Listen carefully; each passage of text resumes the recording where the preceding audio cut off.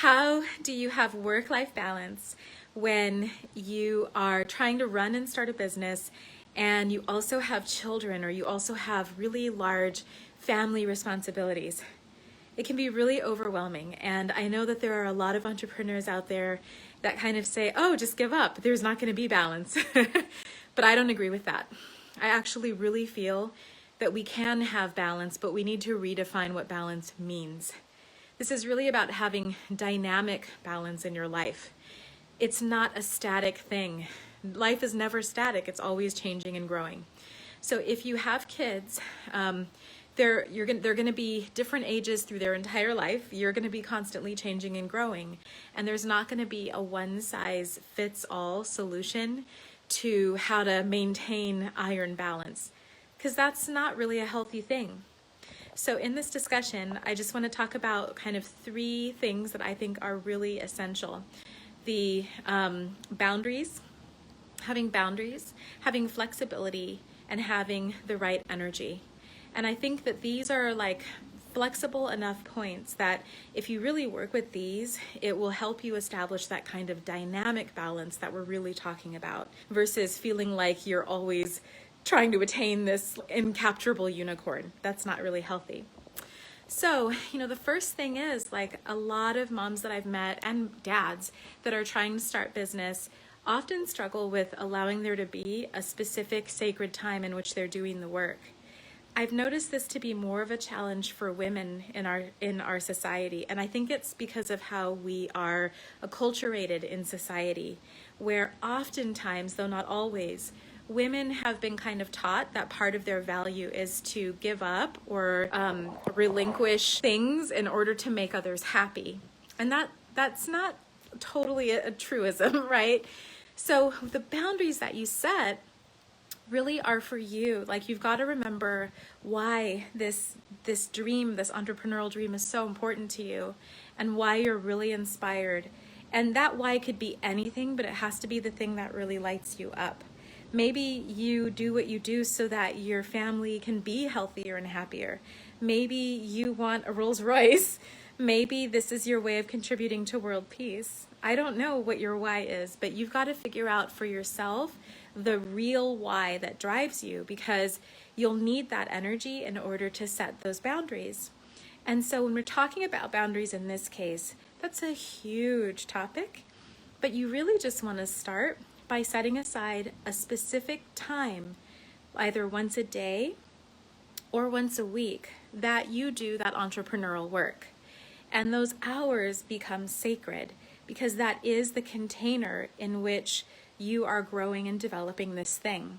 So the consistent boundaries around that time are going to allow you to have a lot more freedom creatively and practically in developing this thing you want.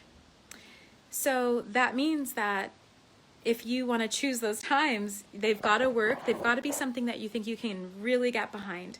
If you've got really young kids and they're running around and they're constantly like, mommy, daddy, then you've got to ask yourself, when is the window of time that I can really allow true focus on my entrepreneurial work? And that could be late at night when the kids are sleeping. It could be early in the morning. It could be when you have a partner or a friend that is watching your kids, but you've got to kind of sit with yourself to figure out what hours you can truly commit to. Now, I do think that this discussion goes hands in hands with time management, and a lot of times, if you're like the type of parent that just feels like you have to do it all, that can be a little bit of a self-sabotage, because you may not be willing to relinquish that time. You might actually feel guilt if you are allowing even a good family friend or a family member to watch your kids for some window of time. But you've got to figure out a way to be able to commit to that window. And it can start small. It can be like 2 hours once a week, right? Every Wednesday for 2 hours, whatever it is. But those boundaries are going to create the space in which your business can grow. It's the same way you would put a seed in a pot and water it, and then it can grow. Like, you need to know where you're watering. You need to know where you're putting the energy. And that's what those boundaries give you. So make sure that you have that. And if that's really hard for you, if you're just like, nope, that's already my issue, then you might actually look at, like, do you have a tribe? Like, who are the people that are helping you raise your child, right? Is it your husband or your wife? Like, and what are you asking of them? Is it possible that you may be taking on too much, because you as a human do need space to maintain yourself on a personal level and on a parental level in order to cultivate a child, right? So that's like a real thing, right? And you might need to look at who your tribe is. Do you have a couple of family members or even one or two very good friends that you feel you can trust the raising of your child with, so that you guys are all kind of working together in order to ensure the health and the well-being and the diverse perspectives of your children? And knowing who that tribe is, instead of just being like the mom who is barefoot and pregnant in the kitchen, schlepping it all for the entire family and taking the hit, like, get rid of that old story, right? And give yourself a much more cooperative space, so that if you do need to set the boundaries around your entrepreneurial time and the dream and the vision you have, then you can, because there's actually people that can help you to hold that space. So the second thing I mentioned is energy, and energy is huge. It's like, if you feel constantly stressed or exhausted, even if you love this business that you're wanting to start and grow, if you don't have the boundaries in place, you'll be exhausted and you won't want to do it. And if you don't have, if you just are working to the bone, even on that thing, you're just going to burn out and feel exhausted. So you really want to have the right energy and maintain that good feeling, vibey energy. And that kind of means learning the skill of really learning how to, like, listen to yourself and listen to the quiet parts of you that are making certain demands. When I was younger, raising my kid and doing business, it was sometimes very hard, because when my kid would go to sleep, I would say, okay, now I'm going to work on my business. And then all I wanted to do was, like, watch Netflix and eat popcorn and chill out and play and, go outside. And I realized that in order for me to maintain my good energy, I had to really allow myself some of that and find that place inside where I could, like, self-parent almost and give myself a little bit of fun and relaxation and joy, because those moments of relaxation and connection then gave me the energy I needed to actually develop parts of my business. So you really want to maintain that energy, and that might mean that you actually have to build in more rest into your schedule. That might mean that you need to ask for a little bit more support, and you might feel like, oh, but my partner does so much. But make sure that you're not getting into this story, because you do a lot too. And it's important to find those balances, right? So if you are feeling exhausted even thinking about the business you want to start, that's probably connected to a boundary issue, and it probably means that you're not actually giving yourself enough personal nourishment so that you have a rich well to draw from in order to develop that business. So you're just going to go right back to boundaries and use the boundaries to create spaces of deep well-being. There's different challenges at different ages in raising children and running a business. There really is. And so when they're really young and they need to just be on you and with you, you might have to figure out how to work with the kids there. But there are other points in that journey in which it's actually better for you to draw the boundary line to have your own time, so that they can understand boundaries and respecting boundaries. And that way, when you are with them, you're really with them. So that leads to the third point that I said we would cover in this, which is flexibility. So again, the idea of work-life balance as just a solid thing is not really how balance works. Instead, think of dynamic balance, and that there may be times where you're working a little bit more, and there may be times where you're with family a little bit more. But through all of the twists and turns of being an entrepreneur and being a life liver out in the world in your life, that throughout all of that, there's kind of this dynamic seesaw action that's happening so that you do hit that central balance point. And that's what you want. So to do that, you've got to hold this flexibility. You have your boundaries. You've learned how to say, okay, Mondays, Wednesdays, Fridays, for an hour in the evenings, that's when I'm working on this dream. Don't bug me. You're on, like, somebody else is on duty for the kids, or, you know, we're going to work on our relationship other times, or like, this is not the time to barge in with requests about dinner. Like, once you've set the boundaries where it's just very sacred and there's nothing bothering you with that, then you work with the flexibility.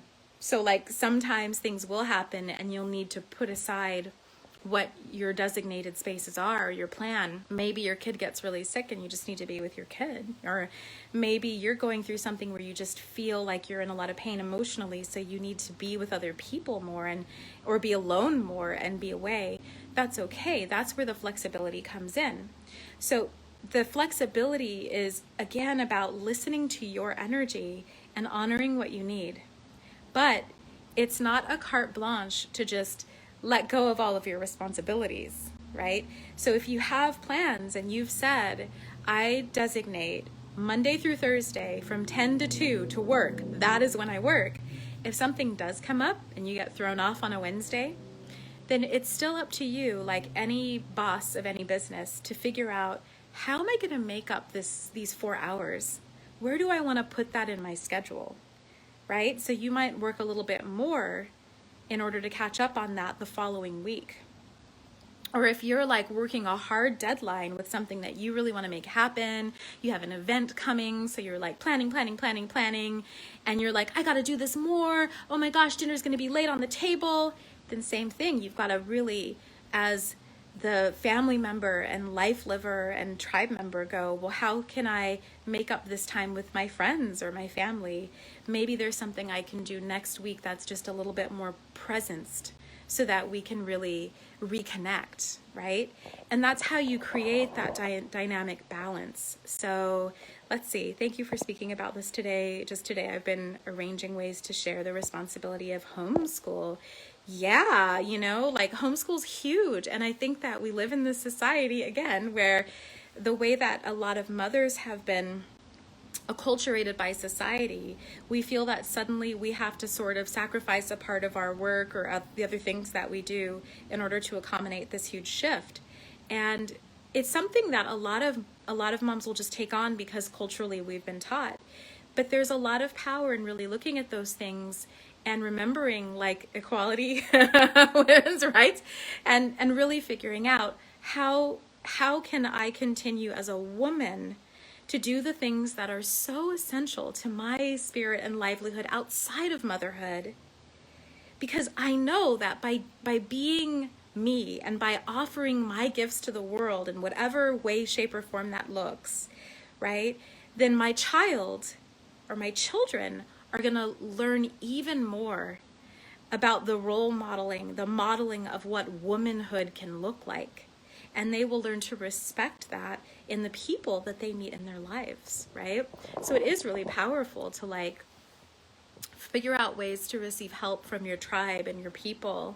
Yeah, it's fallen on my shoulders last semester and stopped me from really doing all the things. Yeah, so it's a fresh year and you get to hold that regular space for your business and do the pieces that are so important to you. And when you have those boundaries, when you're really just clear, it makes everything so much easier, so much easier. When you first set new boundaries like that in the household, it's up to you to hold those boundaries and to model how you want that held.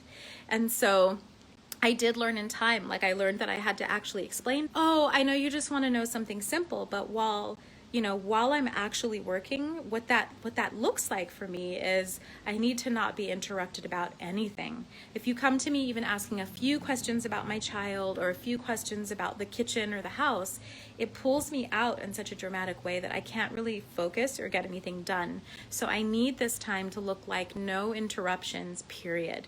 Like, you know how to care for a child if they're sick. You know how to do all these other things. You'll just have to wait until I actually emerge from my working space. And I think it's that way with anybody. It's a new skill set. So it's up to you to kind of create those spaces and then demonstrate with the people you love the sovereignty of those spaces. That may mean, again, that like your sister, your best friend is calling you on the phone, and it's up to you to not answer for those 2 hours that you've dedicated to work, right? And just to call after and say, oh, sorry, I was doing something. And when you do that, you demonstrate the power of your personal space, and it helps everybody else who loves you.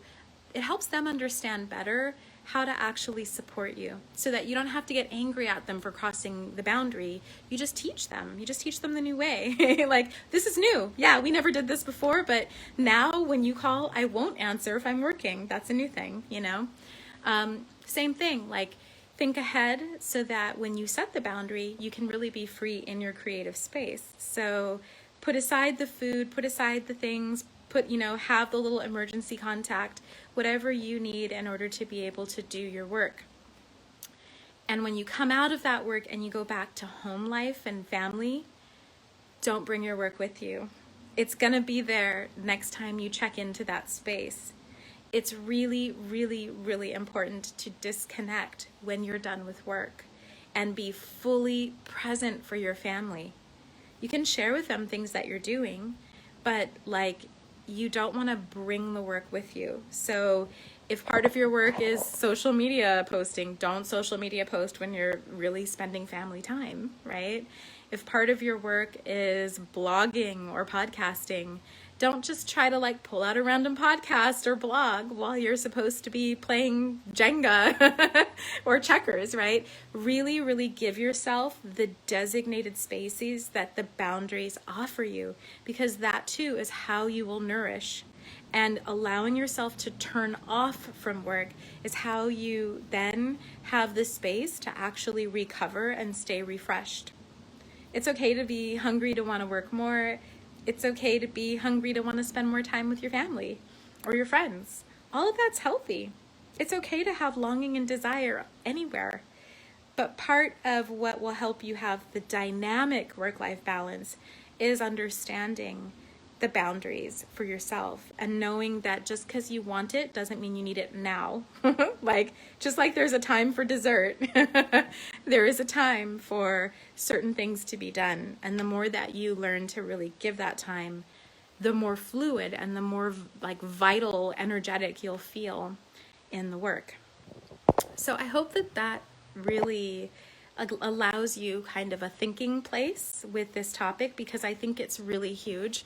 And as we start 2021, you have dreams, you have desires, you have maybe a business you want to start or strengthen, you might have financial goals, and you're gonna need real time to sit down without feeling like every 2 seconds is like, mama, mama, mama, or, like that there's things, or if you have like a lover or a boyfriend or a girlfriend or a partner that is like very needy, that's just like, hey, what are you doing now? What are you doing now? It's really important to just create those spaces and allow yourself to be fully present, because what you're doing is being fully present for you. And that is where it all begins. So I'm wishing you guys well with this. We will continue to talk about some of these things as we really get into what it means to thrive in 2021. And this upcoming Thursday in the Facebook group, we will be welcoming the year by, I think I'm just going to bring some cards, and we're just going to do some one-card oracles, because it's been a while since I last did that. So that's probably what this Thursday will look like instead of a full masterclass. But this is the time, this is the year to really grow things and let things become. And we're here for each other to do that. So I'm looking forward to seeing you for the mini masterclass. I'm looking forward to seeing you for the vision boarding class. Not this Saturday, but the next Saturday out will be vision boarding. So if you need to do that for your business, this will be a great exercise that I have planned to do that with. And all you really have to do is show up. If you have some magazines, all the better. But we will talk about those things too. So start gathering magazines that are around your house and just putting them in a pile for that vision boarding. And I'll leave some more tips here inside of our group for that too. Okay, I will see you guys soon, and I'm sending you a lot of love, and that's all. Bye.